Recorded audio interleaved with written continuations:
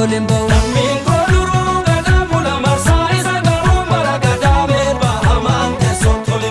Rechi wagga wagga nu bakka Rabbi nu ga'u norar sadii geenye ora Finfinneetti wal ga'u. Rechi wagga wagga nu bakka Rabbi nu ga'u norar sadii geenye ora Finfinneetti wal ga'u.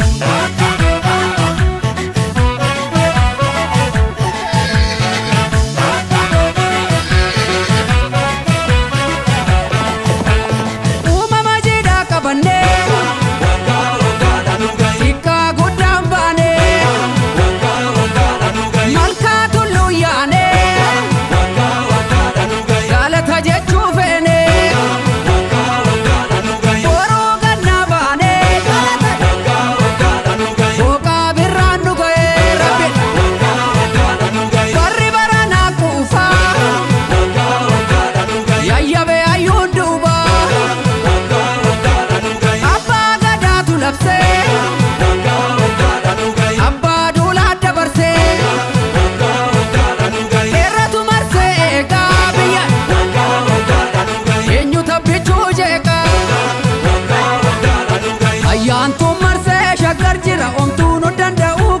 Kenya biyyi amante sottolimbau.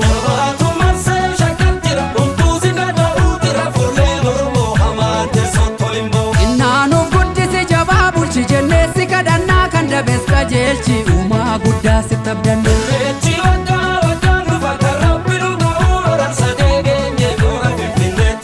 Deebi'aan duratti irreechi uumaan deebise ayyaantuu deebise.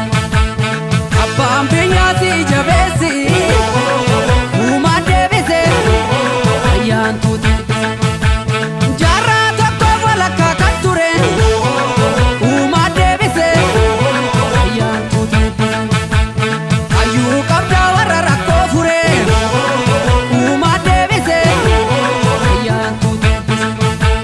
Dorri Finfinnee saganamaati uumaan deebite ayyaantuu deebise.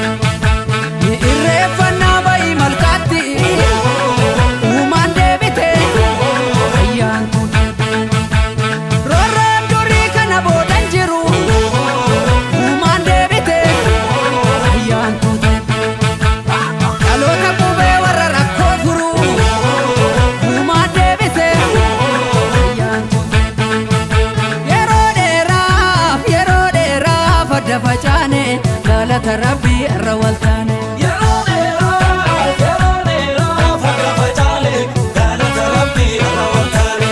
Dhiigaan dhufee ilmatti laanne galata Rabbi irra waltaane. Dhiigaan dhufee ilmatti laanne galata Rabbi irra waltaane. Dhiigaan dhufee ilmatti laanne hora gullallee tarra dachaane. Dhiigaan dhufee ilmatti laanne hora gullallee tarra dachaane. Falmata lammii koo kan birbirsa gooroo dhugaan seenarraan dhabu darbeera barri roorroo.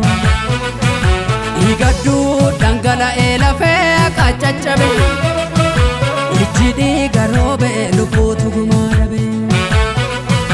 Falmata lammii koo kan birbirsa gooroo dhugaa qaallitti ture himannaa bara roorroo. Dhiigadduu dhangala'ee lafee akka caccabe ijji dhiiga roobee lubbuu